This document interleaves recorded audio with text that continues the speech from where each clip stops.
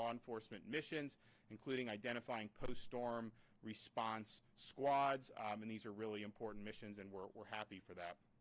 So we're preparing for Milton, but we're also still recovering from Hurricane Helene.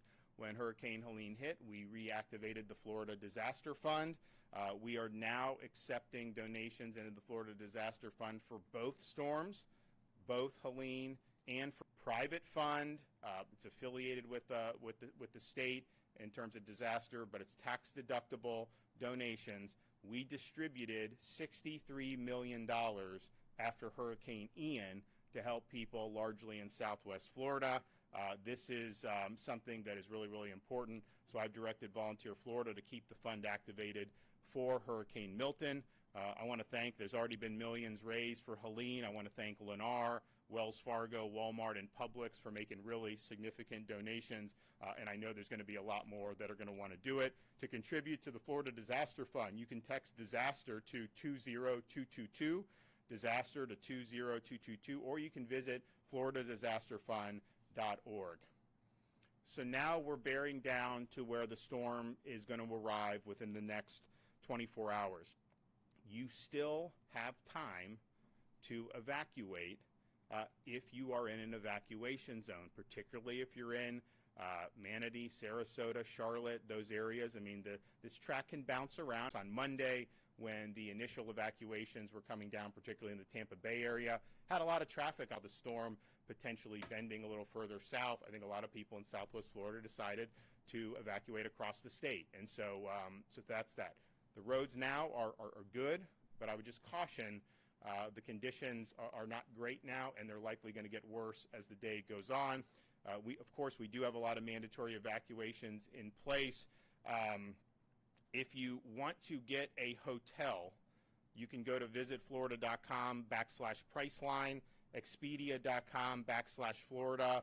That is the emergency accommodation module that is there. I'm not sure what availability there's going to be in a lot of these places at this point, but if that's something that you're interested in, you can try that. Of course, we've worked with the Florida Restaurant and Lodging Association for distress rates for hotels, as well as waiving pet fees, and I know a lot of the hotels in the state of Florida have responded very positively for that, so I just want to thank them for doing that. We've also partnered with Uber for Hurricane Milton to provide free rides to and from shelters and counties with active evacuation orders. So if you want to utilize that, you go to when you do the ride, you do the promo code Milton Relief, just one word, Milton Relief. OnStar has activated Crisis Mode, which provides free crisis assistance services and in-vehicle data for Chevy, Buick, GMC, and Cadillac owners. Schools, most of the school districts in the state are closed today. Obviously, if you get out of the path in like the Panhandle, not as much, but in that Florida Peninsula, virtually all school districts are closed. All Florida counties and Miccosukee and Seminole tribes are assisting the state with storm response, and I want to thank all those for their great work. We have 149 general population shelters that are open. Current total shelter population is just 31,000 individuals. We have room in those shelters for a total population of almost 200,000 individuals. So there is space available in these shelters. I know a lot of people would rather stay in a hotel, stay with friends, and that's fine.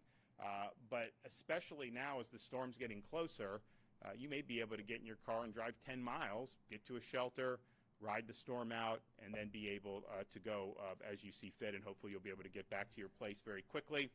But space is available. So there are 36 county-owned special needs shelters that are open and operating in counties that are in the path of the storm.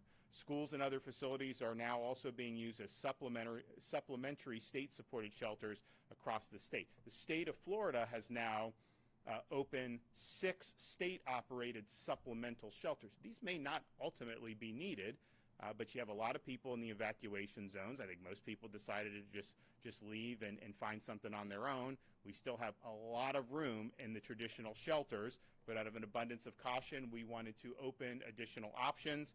So the 6 state-operated supplemental shelters currently are Hard Rock Event Center, 5223 Orient Road in Tampa, City Furniture, 3205 South Frontage Road in Plant City, Baycare, 1802 North Del Mabry Highway in Tampa. Life Science Logistics, 310 North Galloway Road, Lakeland. Babcock Ranch, 43281 site. The Wiregrass Ranch Sports Camp, 33021 Sports Coast Way in Wesley Chapel, Florida. That site also has capabilities to service, and Kevin is also works and King on setting up a 7th site. Now, those state-supported shelters, they do have generators, so you will have access to power. I think you have Starlink at those. They've got Starlink internet. So look, it's not they make decisions to protect yourself and your family. Massive amounts of space at these shelters. The roads are flowing. Massive amounts of space at these shelters. The roads are flowing. Conditions are going to get bad. So you just got to be very careful with that. But certainly these shelters are a very live option. I want to just finally thank everybody. When you have these emergencies with a major hurricane, it's a huge deal. We spin up all state agencies, everyone here at the EOC, working basically round the clock. You have all the counties and cities that were in the path of Hurricane Helene, and it wasn't just the Big Bend where you took the blow. It was massive surge up and down the west coast of the Florida Peninsula. A lot of damage was done.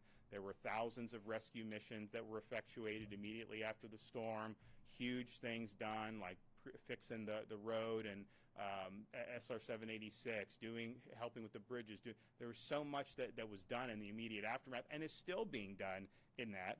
Then you have another storm that developed, and immediately you're back on that posture, round the clock, no time to rest, no time to sleep for a lot of these folks, and it's not easy.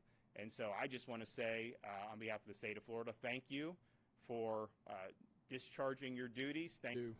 The men that are standing behind me and the men. All right, we were listening live there to Governor Ron DeSantis since the top of the hour. A lot to go over there in the 22 minutes that he was at the podium there.